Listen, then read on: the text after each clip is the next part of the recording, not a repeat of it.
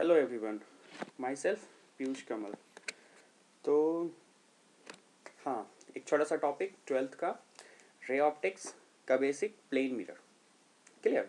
Plane mirror, ये topic आप 10th में या 9th के आपके सिलेबस में होगा, वही पढ़ना है। बस 12th में थोड़ा सा स्टैंडर्ड बढ़ता है, तो हम लोग शुरुआत करते हैं वही जो आप लोग 9th या 10th में पढ़े हुए, और थोड़ा सा बियॉन्ड जाएंगे, है ना। तो देखते हैं आज की क्लास में क्या होगा क्या नहीं होगा।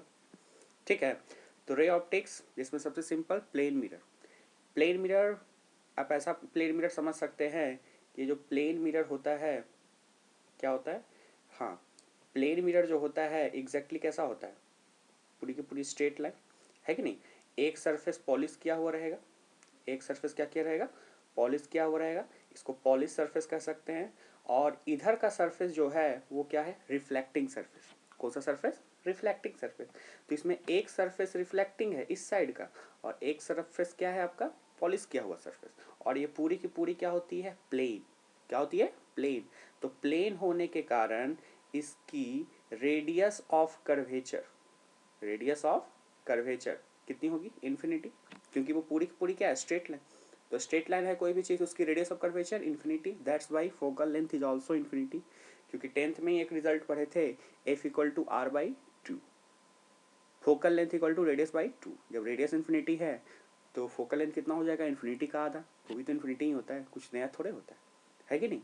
तो शुरू करते हैं छोटा सा चीज़ ऑप्टिक्स के रिगार्डिंग ये। ठीक है, देखिए ध्यान से। हाँ, दो चीज़ इमेजेस के बारे में, रियल और वर्चुअल। रियल और वर्चुअल। अब ये रियल इमेज और वर्चुअल इमेज क्या होता है, तो ध्यान से देखिएगा। हाँ, तो जैसा कि रे ऑप्टिक्स में सबसे पहला रियल और वर्चुअल इमेज। अभी रियल और वर्चुअल क्या होता है, तो रियल वैसा इमेज कि आफ्टर रिफ्लेक्शन या रिफ्रैक्शन के बाद रे एक्चुअली मीट करे तो रियल इमेज बनाएगा। और रे मीट करते हुए पाया जाए, है कि नहीं, अपीयर्स हो कि हाँ पाया जा रहा है कि रे मीट कर रहा है किसी एक इमेजनरी पॉइंट पे, तो वो वर्चुअल है। वो क्या है, वर्चुअल। देखो डेफिनेशन क्या लिखा हुआ है कि अगर ray, light ray after reflection या refraction actually meet at a point, then real image is form. If they appears to meet, virtual image is form। virtual image is form। Let us suppose example के रूप में समझिए क्या होता है। जैसे पहला जो दिया हुआ डायग्राम, पहला डायग्राम में क्या दिया हुआ कि रे जो यहाँ से आ रहा है, तो जैसे मान लेते हैं इधर से रे आया, तो हम जानते हैं ना रे जो है रिफ्लेक्शन को फॉलो करता है, जितना एंगल से आ रहा है उतना एंगल से जाएगा, तो वैसे चला गया धुर्र। क्लियर? देख लेते हैं एक और रे को मान लेते हैं इधर बुलाएं और फिर इधर चला गया, है कि नहीं। अब जरा ध्यान से समझिए, अगर इस आने वाले रे को पीछे की ओर एक्सटेंड करें तो इस पॉइंट पे मिलेगा, और इस भी आने वाले रे को इस पॉइंट पीछे की ओर एक्सटेंड करें तो इस पॉइंट पे मिलेगा ना। तो आने वाला रे मतलब जहां से ऑब्जेक्ट रहता है, दैट मीन्स ये ऑब्जेक्ट वाला पॉइंट होगा। ये क्या होगा, ऑब्जेक्ट वाला पॉइंट होगा। अब ध्यान से एक चीज देखो, ये ऑब्जेक्ट वाला पॉइंट जो है ये देखा जा रहा है कि हाँ वर्चुअली मिरर के पीछे, इस मिरर के पीछे किसी एक पॉइंट पे मीट करेगा। That's why object is also virtual. Object is also virtual. तो बड़ा कंफ्यूजिंग चीज है ना कि ऑब्जेक्ट सच में वर्चुअल होता है क्या, तो हाँ होता है, वर्चुअल होता है। कब होता है, जब कोई प्लेन मिरर से रे ऐसे आता है और किसी एक पॉइंट पे कन्वर्ज करता है। दैट मीन्स ये एग्जाम का सवाल है, क्या सवाल है कि कोई प्लेन मिरर में जो रे आ रहा है वो कन्वर्जिंग नेचर का है। कैसा नेचर का है, कन्वर्जिंग नेचर का है। तो उस केस में ऑब्जेक्ट जो होगा क्या होगा, वर्चुअल। ऑब्जेक्ट क्या होगा, वर्चुअल। कैसे होगा, तो यहीं पे डायग्राम दिया हुआ है। क्या डायग्राम दिया हुआ है, रे आ रहा है, दो रे आ रहे हैं और दोनों कन्वर्जिंग नेचर के हैं, किसी एक पीछे की पॉइंट पे मिले तो वो क्या हो गया, वर्चुअल ऑब्जेक्ट बनाए। और जब इसका रिफ्लेक्शन के बाद देख रहे हैं तो ये एक्चुअली में कहीं पे मीट कर रहा है ना, एक्चुअली में कहीं पे ये मीट कर रहा है। That's why image form is real, image form is real, है कि नहीं। तो वर्चुअल, तो वर्चुअल कुछ भी हो सकता है, ऑब्जेक्ट भी हो सकता है, रियल भी हो सकता है ना। और इमेज, इमेज भी दोनों हो सकते हैं, वर्चुअल भी और रियल भी। बस कंडीशन क्या है, रियल इमेज या रियल ऑब्जेक्ट होने के लिए रे जो है वो क्या होनी चाहिए, एक्चुअली मीट करनी चाहिए।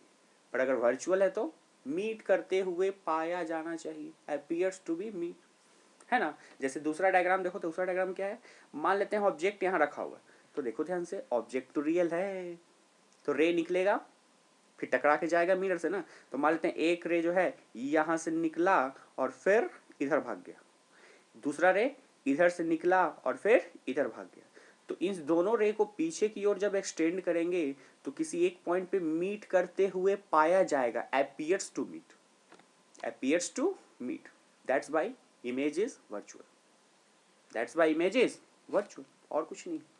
तो रियल क्या होता है, रियल इमेज या रियल ऑब्जेक्ट वो चीज़ें होते हैं जब रे एक्चुअली मीट करें, वर्चुअल इमेज वर्चुअल ऑब्जेक्ट वो चीज़ें होते हैं जब रे मीट करते हुए पाए जाएं, appears to meet।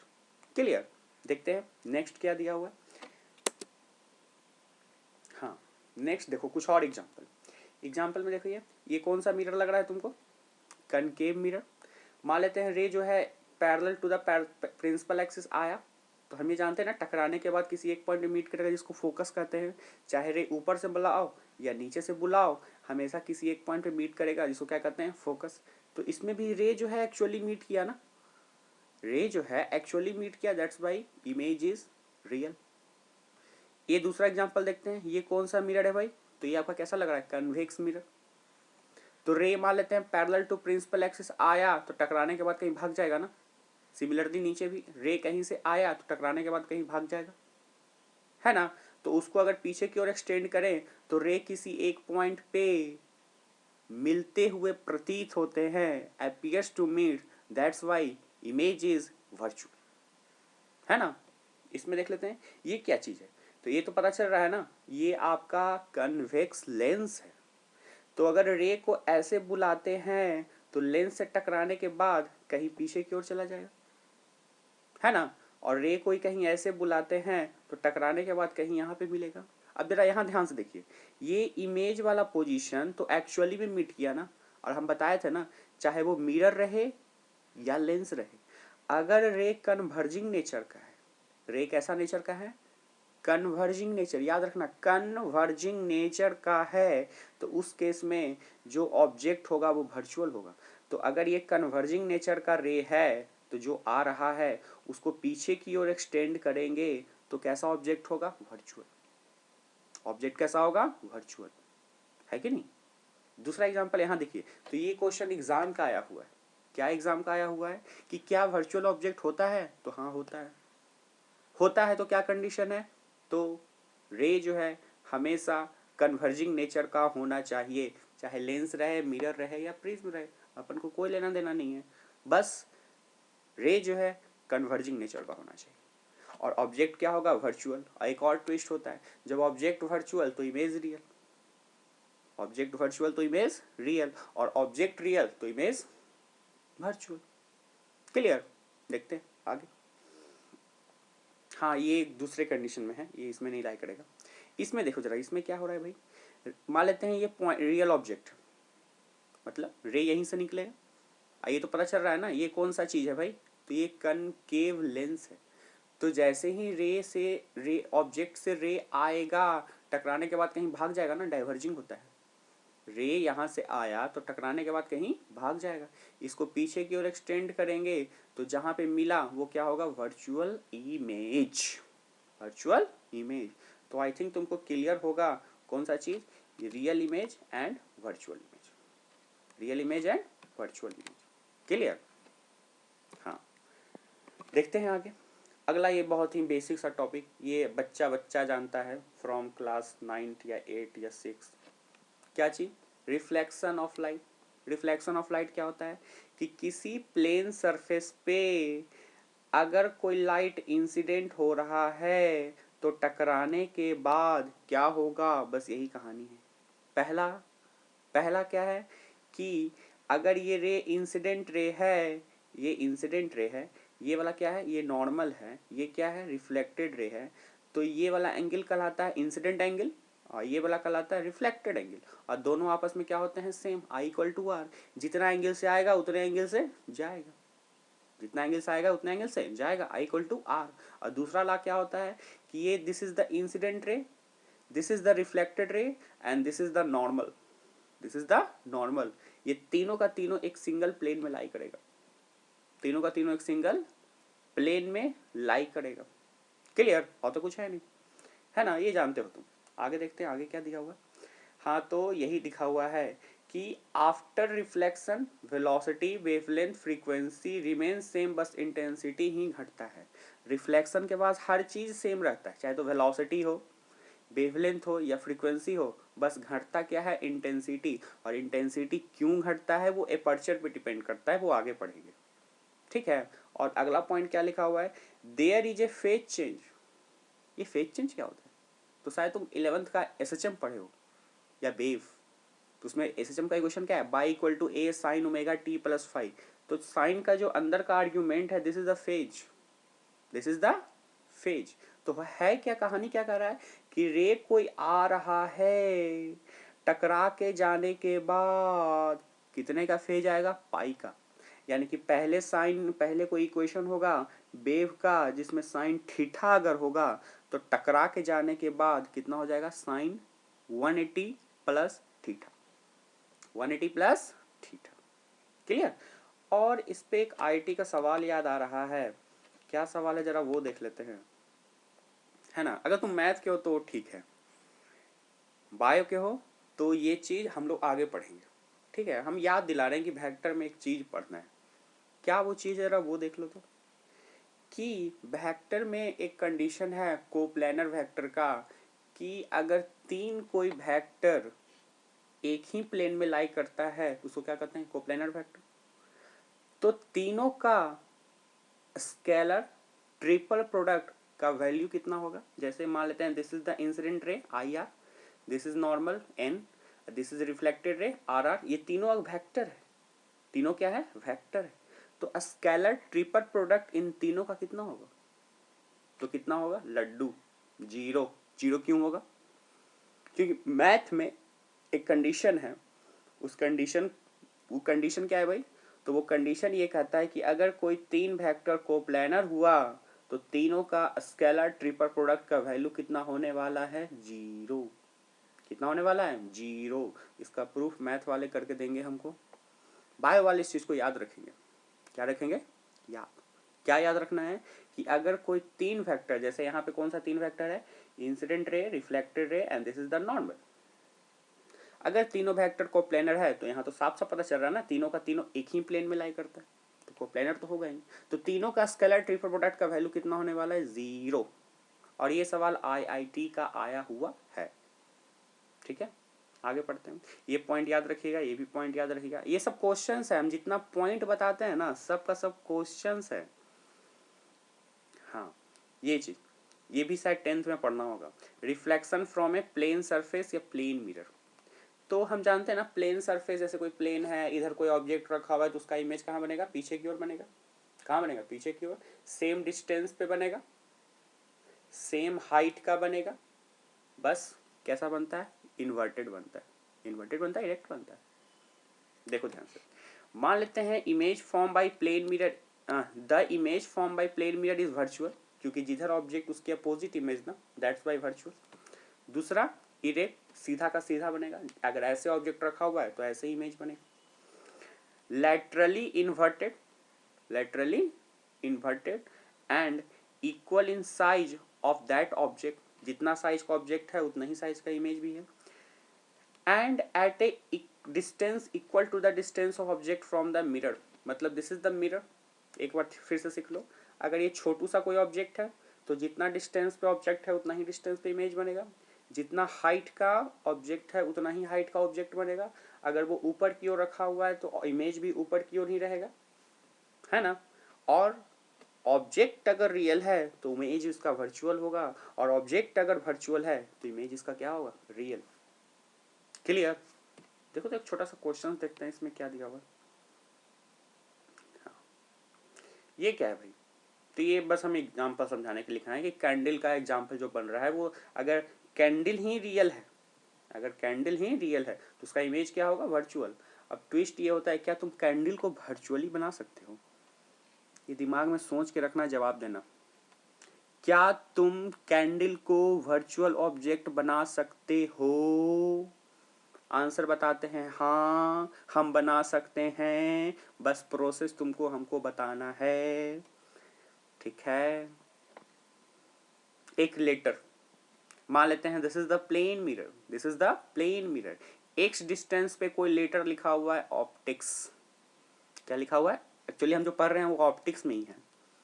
क्या लिखा हुआ है? ऑप्टिक्स। तो उसका इमेज कैसे बनेगा? कुछ ऐसा ही बनेगा क्या?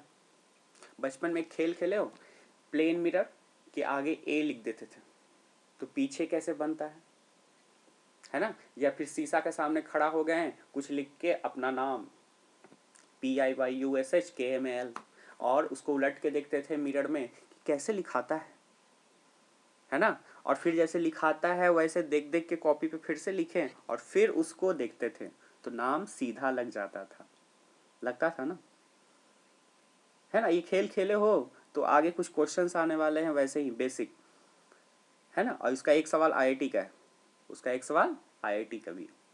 ठीक है, तो वो खेल खेले हो तो बहुत अच्छा, और नहीं खेले हो तो ये क्लास के बाद खेल के देखना। तुम अपना नाम प्रैक्टिकल क्या करना है तुमको, अपना नाम कॉपी पे लिखना है बड़ा सा, प्लेन मिरर के सामने ले जाना है। बच्चों वाला खेल है।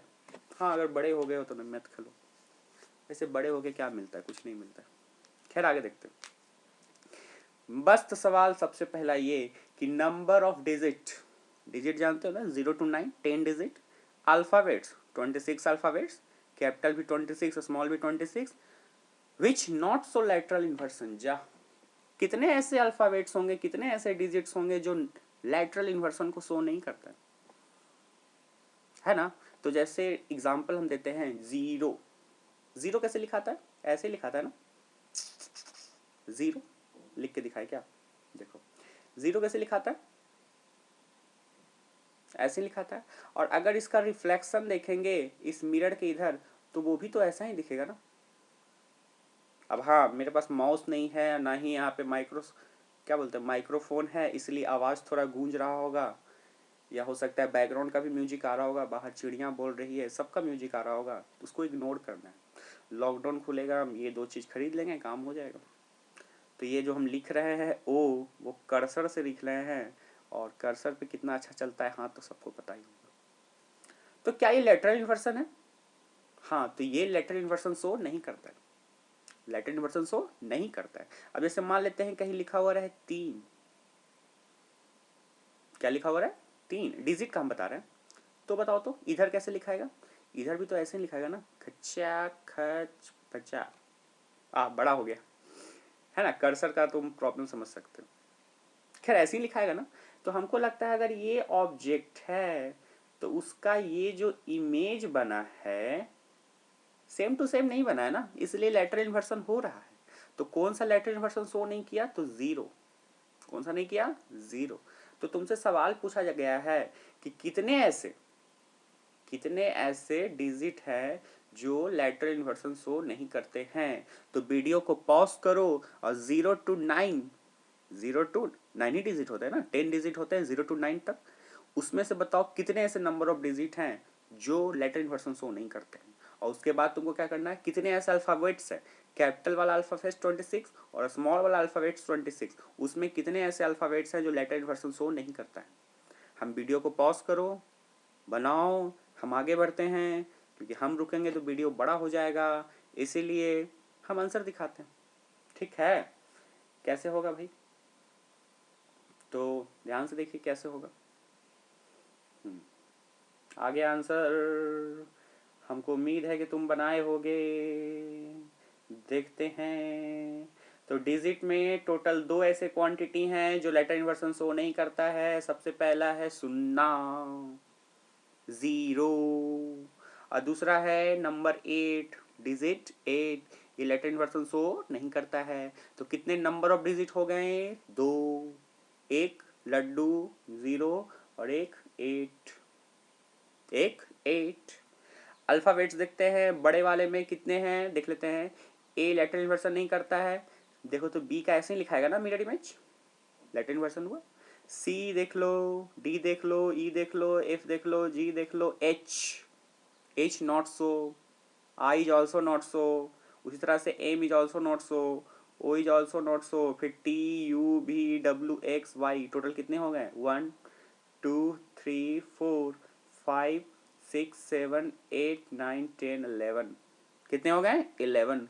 कुछ कुछ बेकार की किताबों में तुमको मिलेगा 10।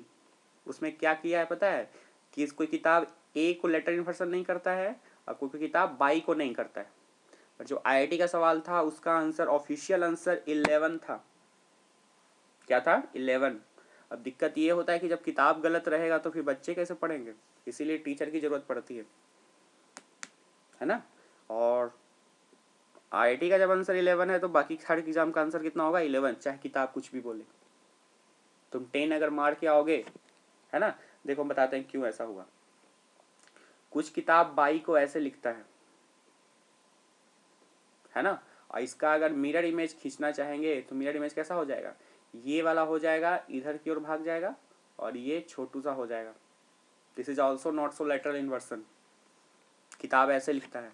पर ट्विस्ट ये है कि कैपिटल में बाई ऐसे नहीं लिखाता है, वो किस में लिखाता है? स्मॉल में। किस में लिखाता है? स्मॉल में। कोई किताब ए भी ऐसे लिखेगा, है ना, कि ए को ऐसे ले आया और ये ऐसे, ठीक है। और इसका जब मिरर इमेज का बात करेंगे तो कैसा हो जाएगा? इधर की ओर स्ट्रेट हो जाएगा पूरी की पूरी, है ना, और पीछे की ओर कैसा हो जाएगा? ऐसा। तो this is also not later inversion. पर हाँ, ट्विस्ट ये है कि ए को हम लोग ऐसे नहीं लिखते हैं, शायद तुम अल्फाबेट्स के ज्ञानी होगे, ए को हम लोग ऐसे लिखते हैं, ठीक है। तो टोटल कैपिटल अल्फाबेट्स कितने होंगे? 11 according to IIT, according to me और according to some very good book. कुछ फालतू के किताबों में टोटल 10 दिया है, कभी ए को हटा देता है कभी वाई को हटा देता है, पर तुमको दोनों को रखना है। और छोटे वाले में कितने होंगे भाई? तो छोटे वाले में हमको लगता है सब कुछ नहीं होगा, सिर्फ एक आई होगा, दूसरा एल होगा, तीसरा ओ होगा, फिर वी डब्ल्यू एक्स। कितने हो गए? 3 यहाँ है, एक यहाँ है 4, एक यहाँ है 5 और एक यहाँ है 6। टोटल कितने हो गए? 6, है ना।